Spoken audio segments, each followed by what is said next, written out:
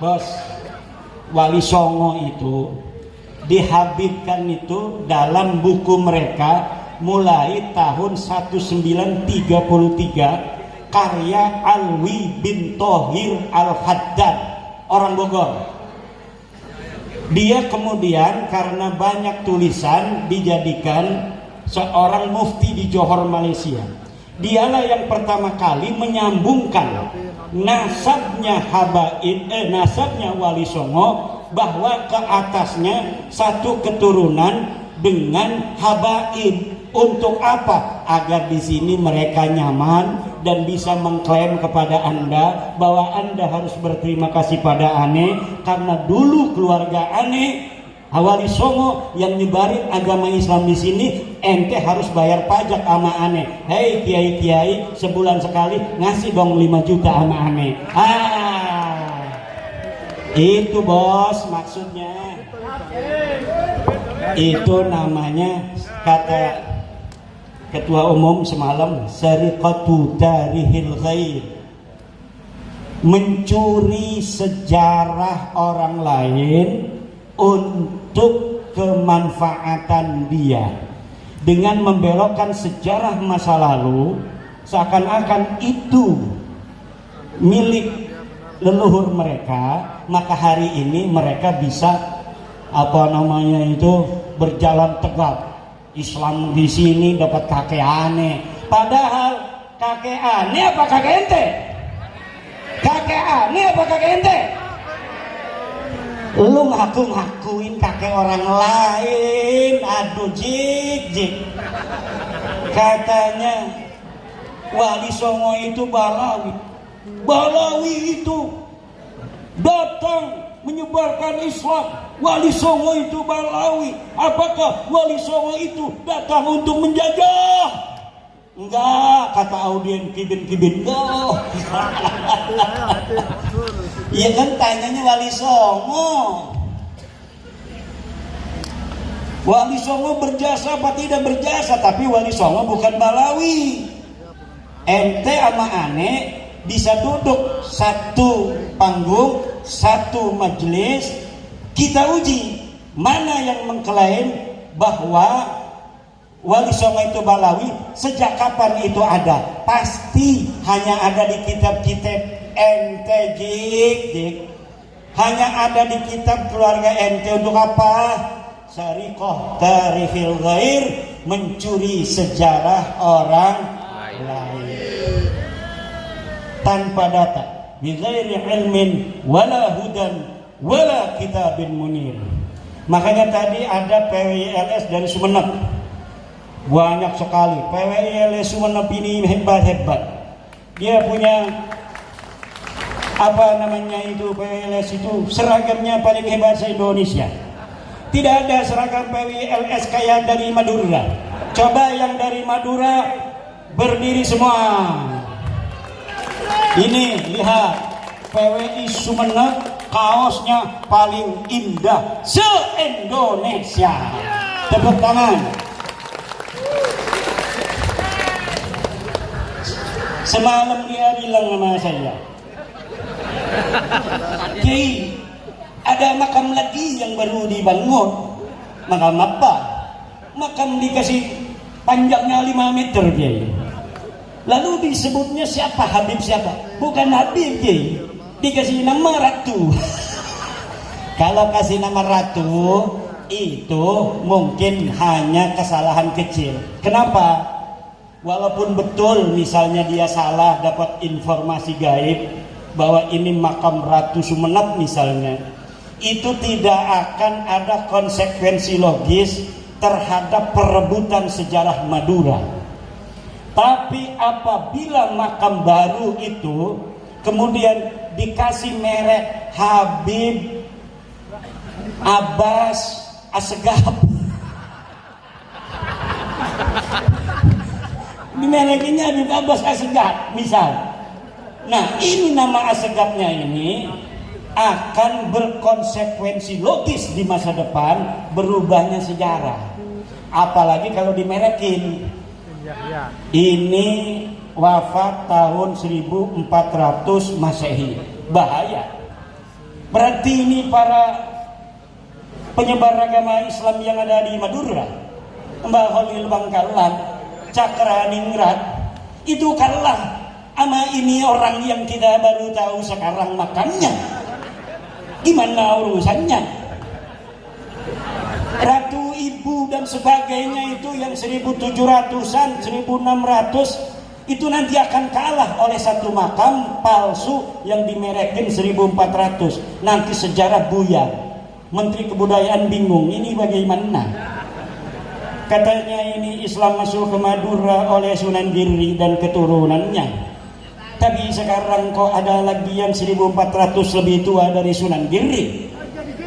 Berarti ini Sunan Giri datang ke Madura. Anak keturunannya waktu Madura sudah banyak orang Islam. Berarti Sunan Giri dan keturunannya bukan penyebar agama Islam di Madura pertama, tetapi Habib Abbas Assegaf. Ini yang akan terjadi, bos. Ini matanya kayak nggak suka Ki Muharrar ini sama saya. Ini apa masih kipin? Wajahnya masih mantan ini. Tuh mantan juga tuh Gus Hairi yang dari Gresik. Kalau Gus Hairi Tegal, ini wajahnya sudah 100%. Karena mungkin dari dulu dia nggak punya duit, jadi nggak pernah didawir. Kalau Gus Hairi Gresik, dulunya mungkin suka ngasih-ngasih sama habaib, jadi masih ada kasih-kasihannya itu di hatinya. Sampai-sampai ketika di Winongan itu, di Winongan, masyarakat mau ada ziarah dari Habib-Habib mau ziarah pada hari itu. Masyarakat Winongan ziarah juga pada hari itu. Kata Panglima Jawa Timur, Kiai, ini kasihan nanti PWI akan gulat dengan teman-temannya sendiri. Kenapa? Kibin-kibinnya masih temennya katanya, masih satu bangsa. Kalau merekanya nggak mau turun, nanti yang berantem kita orang pribumi dengan orang pribumi. Lalu bagaimana? Nggak usah kita ngadain acara-acara, biarkan saja mereka. Walaupun mereka ngadain acara, orang sudah tahu mereka bukan cucu Nabi. Betul? Makanya nggak usah tuh sesuatu hal yang melanggar hukum kita lakukan, apalagi direkam-rekam. Kalau kita mau melakukan jangan sampai ada saksi, bos. Betul? Ini ngerekam. Saking semangatnya berjuang. Tapi yang terjadi di Winongan itu, saudara yang belum tahu, ada makam Mbah Soleh, asli orang pribumi, kiai besar. Understand? Lalu ada Habib dimakamin di situ. Dia bukan siapa-siapa, bukan ulama, bukan orang yang mempunyai peran di dalam masyarakat. Tiba-tiba dibikin makam seperti waliullah, seperti Sunan Gunung Jati. Kiai-kiai yang ada di samping-sampingnya habis, bos, nggak ada ceritanya lagi. Ini kemudian ahli warisnya marah, kemudian berdemo bahwa ini telah terjadi kezaliman makam orang pribumi yang sudah ratusan tahun, kemudian dipendem, diganti makamnya Habib. Gitu. Akhirnya terjadilah apa yang terjadi, perusakan oleh masyarakat. Cuma salahnya ada di antara kita yang mengabadikan perjuangan. Mereka iya, jadi itu. Makanya para penegak hukum jangan lihat hanya KUHP, bos. Lihat psikologi hukum dan filsafat hukum. Asal muasalnya apa sampai terjadi? Asal muasal ada perendahan kiai-kiai Nusantara di tanah Winongan. ada perendahan makam-makam para aulia kekasih Allah yang dihormati oleh masyarakat setempat, kemudian dihilangkan, ditimpa oleh cungkup seorang Habib yang bukan siapa-siapa. Itu yang harus kemudian diusut. Dia berizin apa tidak?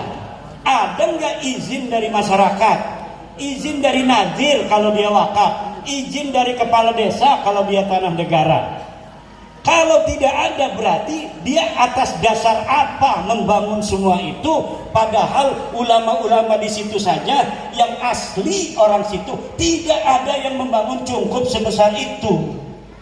Itu yang harus ditelusuri Bapak penegak hukum, Bapak Hakim. Maka saya Imaduddin Usman Al-Bantani memohon kepada para hakim yang menangani kasus Winongan untuk menetapkan Gus Tom dan Gus Puja tidak bersalah dan mohon namanya direhabilitasi karena dia adalah pejuang bangsa Indonesia.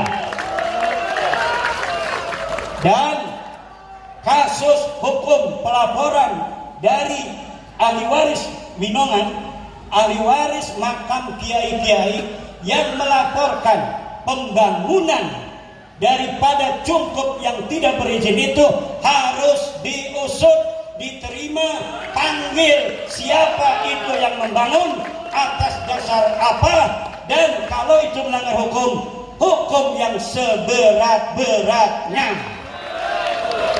Setuju? Setuju?